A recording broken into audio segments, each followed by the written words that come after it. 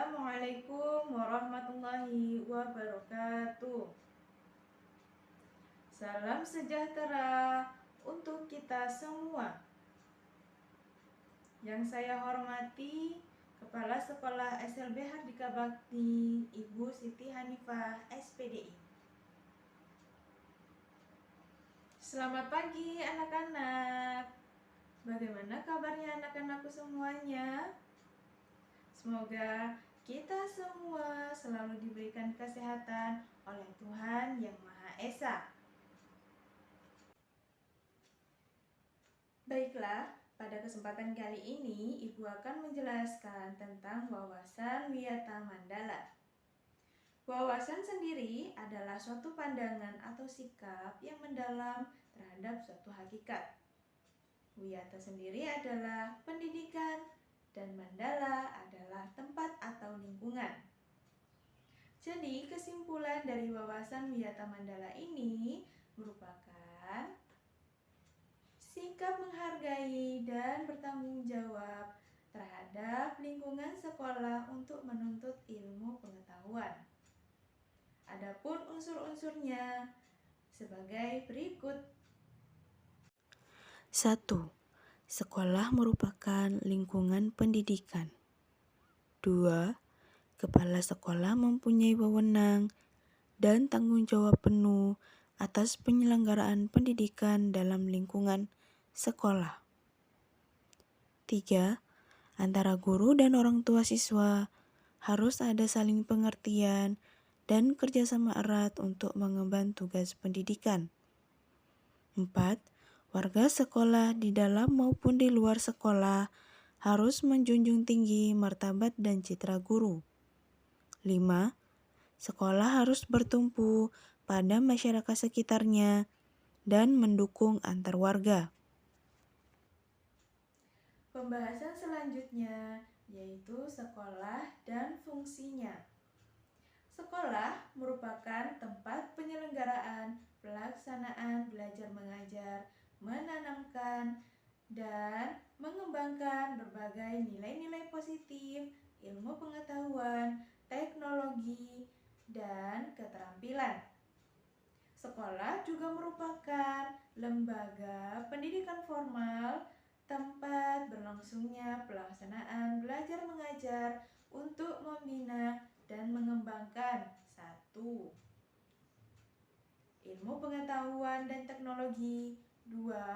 Pandangan hidup atau kepribadian. 3. Hubungan antara manusia dengan lingkungannya atau manusia dengan Tuhannya. Dan yang terakhir, yang keempat, kemampuan berkarya. Pembahasan selanjutnya yaitu fungsi sekolah. Fungsi sekolah. Fungsi sekolah adalah sebagai tempat masyarakat belajar karena memiliki aturan atau tata tertib kehidupan yang mengatur hubungan antara guru, pengelola pendidikan siswa dalam pelaksanaan belajar mengajar untuk mencapai tujuan pendidikan yang telah ditetapkan dalam suasana yang dinamis. Pembahasan selanjutnya yaitu prinsip sekolah. Sekolah sebagai wiyata mandala selain harus bertumpu pada masyarakat sekitarnya, juga harus mencegah masuknya faham, sikap, dan perbuatan yang secara sadar ataupun tidak dapat menimbulkan pertentangan antara sesama karena perbedaan suku, agama, asal-usul keturunan, tingkat sosial ekonomi, serta perbedaan paham politik. Untuk itu, sekolah memiliki prinsip-prinsip sebagai berikut. 1. Sekolah sebagai wadah atau lembaga yang memberikan bekal hidup. 2. Sekolah sebagai institusi tempat peserta didik belajar di bawah bimbingan pendidik. 3. Sekolah sebagai lembaga dengan pelayanan yang adil atau merata bagi stakeholdernya. 4.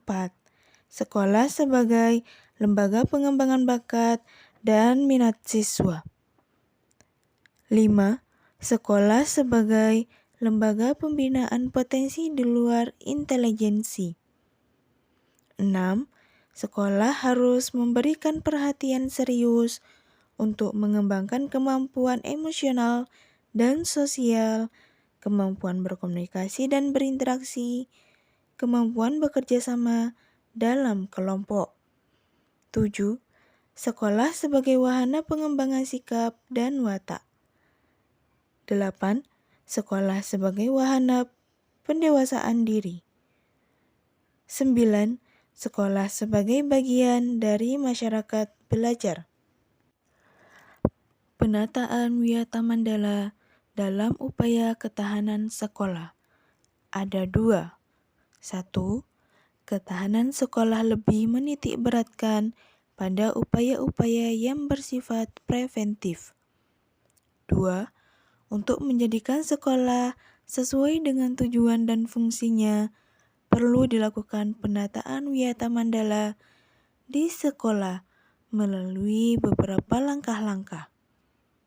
Langkah yang pertama, meningkatkan koordinasi dan konsolidasi sesama warga sekolah untuk dapat mencegah sedini mungkin adanya kegiatan dan tindakan yang dapat mengganggu proses belajar mengajar. Langkah yang kedua, melaksanakan tata tertib sekolah secara konsisten dan berkelanjutan. Langkah yang ketiga, melakukan koordinasi dengan komite sekolah dan pihak keamanan setempat untuk terselenggaranya ketahanan sekolah. Langkah yang keempat, mengadakan penyuluhan bagi orang tua dan siswa yang bermasalah. Langkah yang kelima, mengadakan penyuluhan dan pembinaan kesadaran hukum bagi siswa. Langkah yang keenam, pembinaan dan pengembangan keimanan, ketakwaan, etika bermoral Pancasila, kepribadian sopan santun, dan berdisiplin. Langkah yang ketujuh, pengembangan logika para siswa, rajin belajar, gairah menulis, gemar membaca, atau informasi atau penemuan para ahli. Langkah yang kedelapan, mengikut sertakan siswa dalam kegiatan ekstrakurikuler dan pengembangan diri. Langkah yang kesembilan, mengadakan karya wisata dalam rangka pengembangan iptek. Baiklah, selanjutnya adalah pembahasan tentang layanan terapi yang ada di SLB Hardika Bakti. Di SLB Hardika Bakti memiliki 4 terapi. Yang pertama adalah terapi wicara. Yang kedua, terapi fisik atau yang biasa kita kenal dengan sebutan fisioterapi. Yang ketiga, terapi okupasi. Dan yang terakhir adalah terapi kognitif dan perilaku. Terapi yang pertama adalah terapi wicara. Terapi wicara adalah terapi yang digunakan untuk mengatasi masalah bicara, khususnya pada anak-anak. Tujuan dari terapi ini adalah untuk meningkatkan kemampuan bicara dan mengekspresikan bahasa pada anak. Yang kedua adalah terapi fisik atau yang biasa kita kenal dengan sebutan fisioterapi. Merupakan perawatan yang dapat dilakukan guna membantu mengembalikan fungsi gerak suatu bagian tubuh. Yang ketiga, terapi okupasi. Terapi okupasi adalah terapi latihan pada anak dan dewasa dengan menggunakan aktivitas untuk meningkatkan kemandirian dalam kegiatan sehari-hari sehingga dapat berpartisipasi di dalam masyarakat.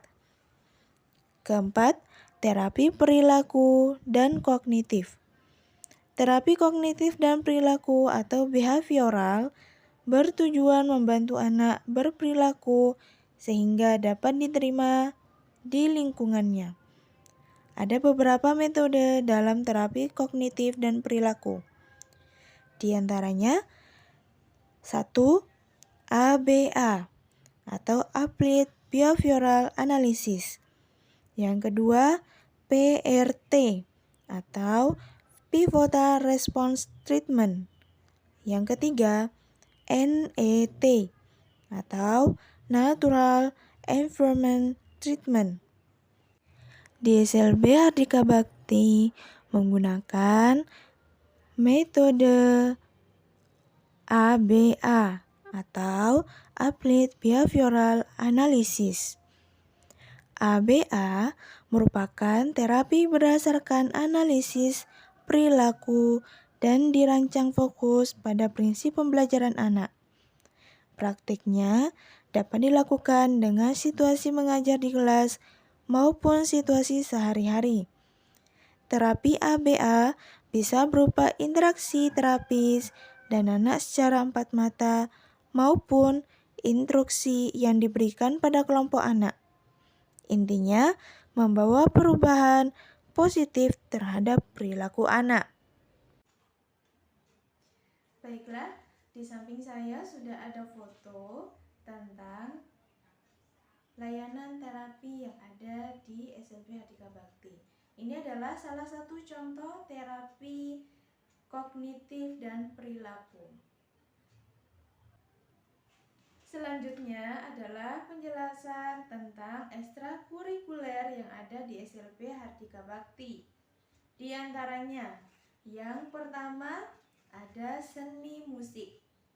Yang kedua ada seni tari. Yang ketiga ada seni hantaran. Selanjutnya ada tata boga, ada tata kriya, tata busana, atletik, dan pramuka. Di sebelah saya sudah ada beberapa foto tentang ekstrakurikuler yang ada di SLB Hardika Bhakti. Salah satu contohnya adalah seni tari dan seni hantaran. Baiklah, penjelasan yang terakhir yaitu tentang seragam yang akan digunakan di SLB Hardika Bhakti. Pada hari Senin dan Selasa, siswa menggunakan seragam nasional, yaitu untuk TK menggunakan seragam putih biru. Untuk SD menggunakan seragam putih merah. Untuk SMP menggunakan seragam putih biru. Sedangkan untuk SMA menggunakan seragam putih abu-abu. Pada hari Rabu dan Kamis, siswa menggunakan seragam khusus yang ada di sekolah, yaitu menggunakan seragam batik. Pada hari Jumat, siswa menggunakan seragam pramuka ataupun seragam olahraga.